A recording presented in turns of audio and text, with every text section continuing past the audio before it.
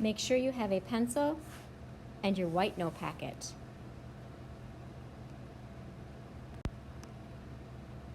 Open your white note packet to page 24. On page 24, we have one vocabulary word to go over today: place value. The number assigned to each place that a digit occupies.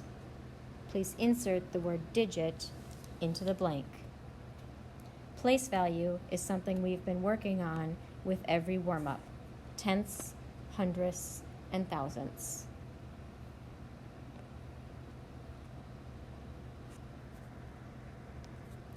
Flip your note packet to page 7 for our notes today. On page 7, let's talk about our essential question. Today's essential question: how do I use different representations of data to help answer different questions? Please fill in the essential question.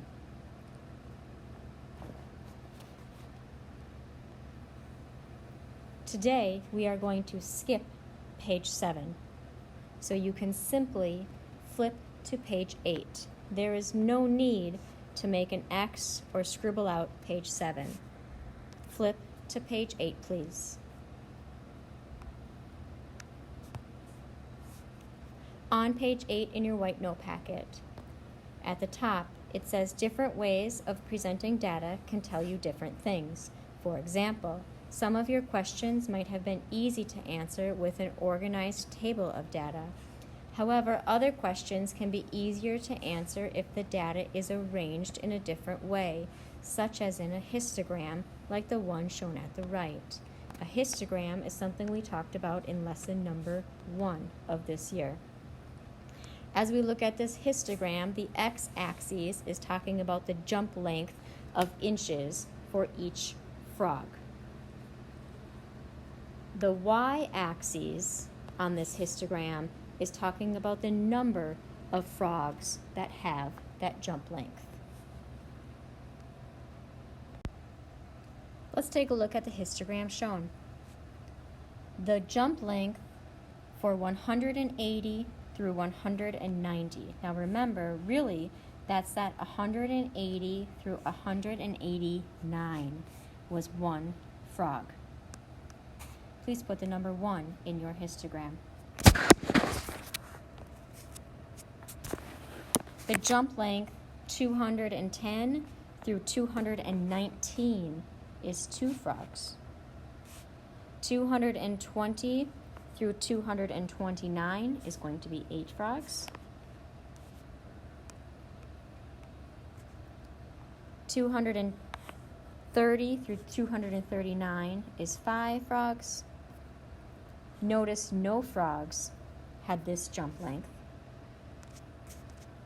And 250 through 259 is going to be 1 frog. Question A: between which two numbers on the graph did the most frogs jump? The most frogs would be the highest bin. Our highest bin was 8 frogs. So between 220 and 229. Remember when we talked about that the first day?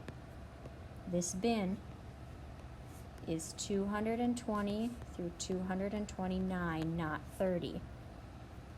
We know this because it's the largest bin. There were 8 of them because it is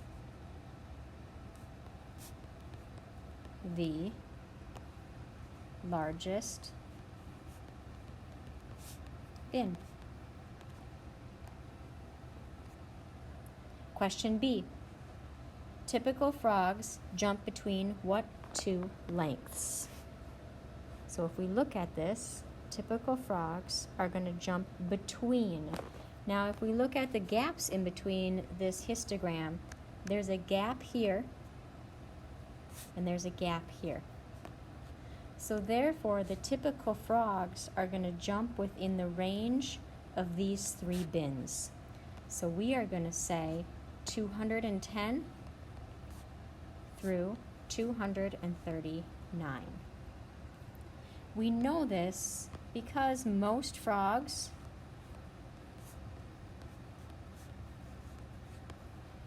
are in those bins.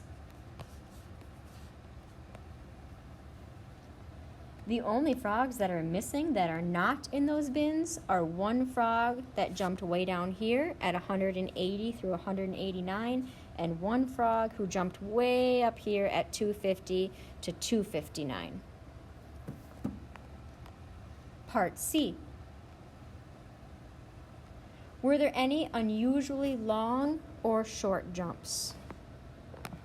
Well, yeah, we just talked about that.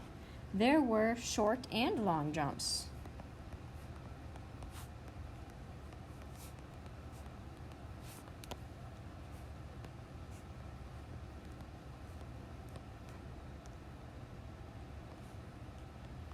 We know that there were short and long jumps because one frog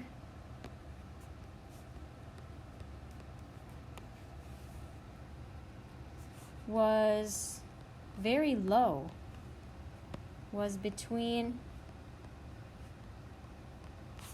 180 and 189, and one frog was really high.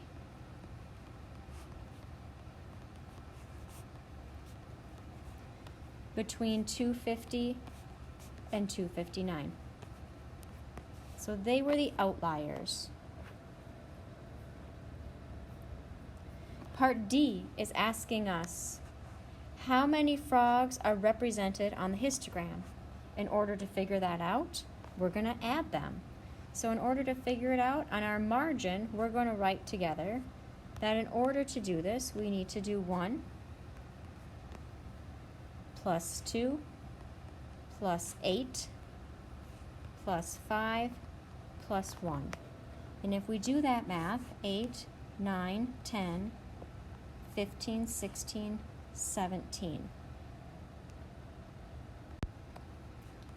17 frogs were represented on this histogram.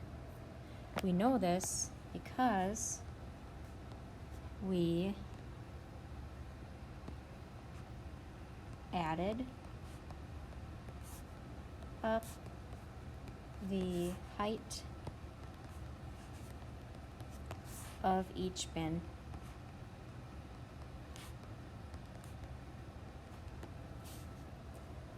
Part E. Half of the frogs jumped less than how many inches? If we want to look at this, half of the frogs.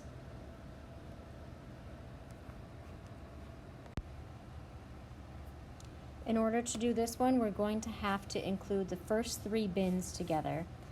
Half of the frogs jumped less than 230 inches. 8, 9, 10, 11. It's not exactly half, but it's as close as we can get on a histogram without knowing exact data. 11 of the 17 were less than 230.